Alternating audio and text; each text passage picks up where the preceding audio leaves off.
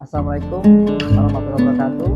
Bapak Ibu, kali ini kita akan bahas tentang masalah kenakalan remaja, termasuk perilaku yang menyimpang. Nah ini, kemarin kita dengar berita ya di wilayah Yogyakarta ya, atau istilahnya di Yogyakarta terjadi kekerasan ya, baik itu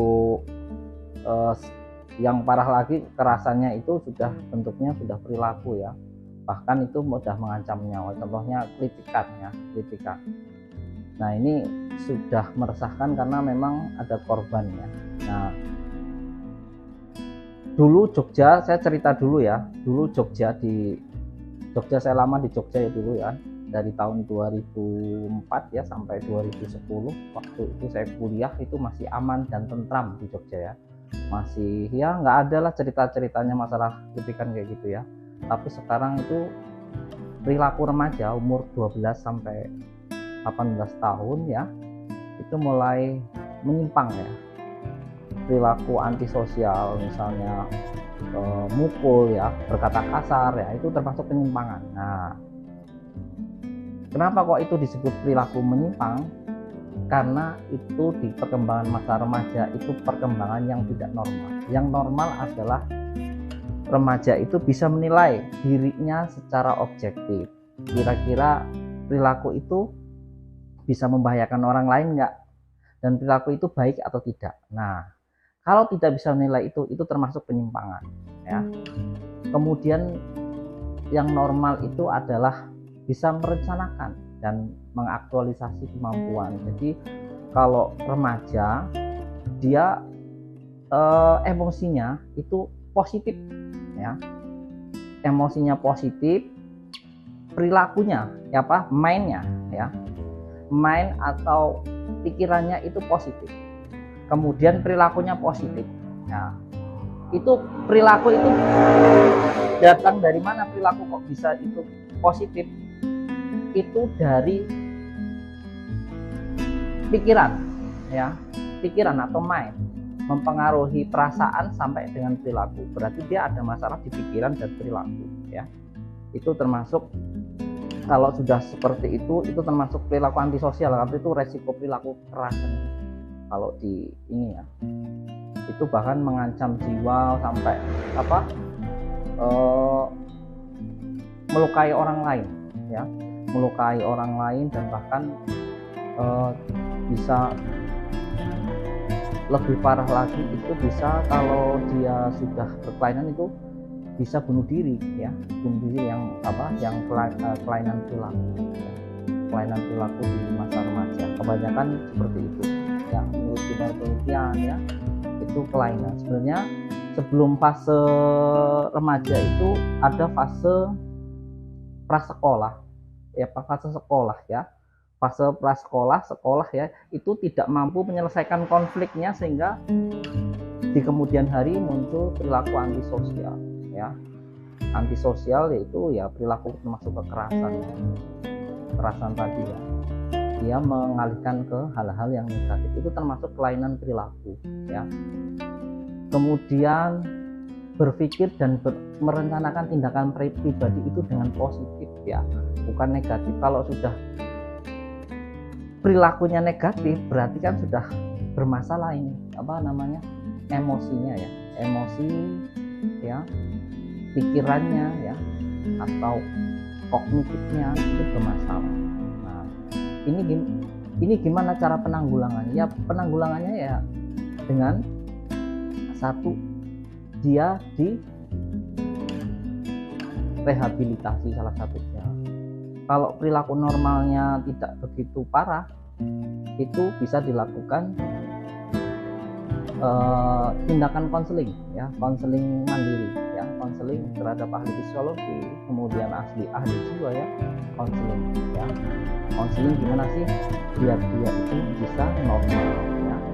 Kemungkinan dia kelainan di fase perkembangan sebelumnya tidak mampu menyelesaikan ya, sehingga muncul di fase remaja ya, perilaku antisosial. Kalau secara konsep teori harusnya munculnya di dewasa, tapi ini lebih cepat ya. Perilaku antisosial itu munculnya lebih cepat ya, kok bisa seperti itu, karena memang sudah dari awal itu sudah, pertama mungkin dia dari awal di keluarganya mungkin nggak kondusif ya, nggak, keluarganya itu tidak memberikan batasan terkait dengan mana yang baik, mana yang buruk, mana yang boleh, mana yang tidak ya, terkait dengan perilakunya. Kemudian gimana membentuk perilaku yang positif? Ya pertama jadi role model ya, orang tua itu jadi role model, contoh ya. Ketika nonton, anaknya nonton HP yang mengindikasi perilaku kekerasan, itu harus dibatasi, ini nggak boleh, ini tidak pantas. Nah itu perlu dibatasi. Kalau tidak dibatasi, dia tidak tahu mana yang wilayahnya berbahaya, mana wilayahnya orang remaja yang tidak boleh dilakukan oleh remaja ya. Berbahaya dalam artian sekarang nih, remaja itu apa, foto narsis ya, narsis foto di bendungan. Nah itu sebenarnya perilaku menyimpang kalau menurut saya, karena kalau dia paham kalau foto ya, kalau foto yang bagus itu foto yang nggak berbahaya itu di mana tempatnya, yang di biasa, yang lapang, nggak bukan tempat yang tinggi, bukan tempat yang misalnya sungai ya, sungai yang berbahaya, sungai yang besar, di pinggir sungai dia foto. Nah itu membahayakan diri sendiri. Kesimpulannya bahwa perilaku kritik atau perilaku kekerasan yang sifatnya antisosial itu adalah penyimpangan perilaku ya, penyimpangan perilaku. Kalau sudah dikatakan sudah ke perilaku, berarti sudah ada gangguan sebelumnya, baik itu afektif ya, harusnya kan afektifnya sehat nih, emosinya sehat ya, emosinya sehat, kemudian pikirannya, mainnya juga sehat. Nah ini sudah ke perilaku, harusnya kan pikirannya positif. Kalau yang gangguan yang sifatnya menyimpangnya itu nggak terlalu jauh ya, nggak terlalu parah ya, itu biasanya pikirannya negatif ya, pikiran saya nggak mampu, saya minder. Nah itu, saya nggak mampu, nggak bisa seperti teman saya nggak bisa pelajaran matematika. Nah itu apa namanya, itu salah satu gangguan pikiran atau kognitif ya. Tapi kalau sudah mengarah perilaku itu sudah penyimpangannya sudah jauh sekali ya, sudah jauh sekali. Jadi sudah kaitannya dengan mental ya, mental. Kalau pengen sehat ya perilakunya sebagai seorang yang sehat ya, berpikirnya secara objektif ya, objektif, nilai dirinya. Kalau yang bahaya, yang membahayakan orang lain, perilakunya itu harus dikontrol. Nah kalau tidak bisa mengontrol, itu adalah perilaku yang menyimpang ya, itu termasuk perilaku menyimpang, itu sudah gangguan perilaku ya. Kalau pikiran juga yang bermasalah, misalnya kognitifnya bermasalah, pikirannya bermasalah, itu nggak apa, itu termasuk bisa diteluruskan, bisa dikonter dengan pikiran yang positif, yaitu dengan cara dikonter pikiran yang positif itu dengan pikiran yang negatif itu dikonter dengan pikiran positif. Misalnya saya nggak bisa, saya salah, gini, dikonter ya, dilawan ya.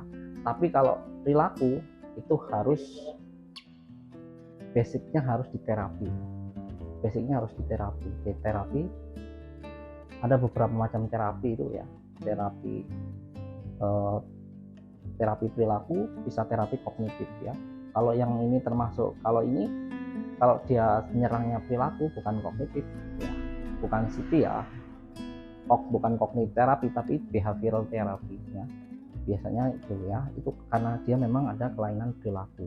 Nah itu harus diintervensi, harus diterapi supaya dia sehat ya, perilakunya bisa normal. Nah seperti itu ya. Ingat ya, jangan lupa like, subscribe, dan bagikan konten ini. Jika Anda pengen sehat jiwanya, tonton konten saya ya. Jangan lupa like, subscribe-nya, kemudian klik tanda loncengnya. Sekian, terima kasih. Wassalamualaikum warahmatullahi wabarakatuh.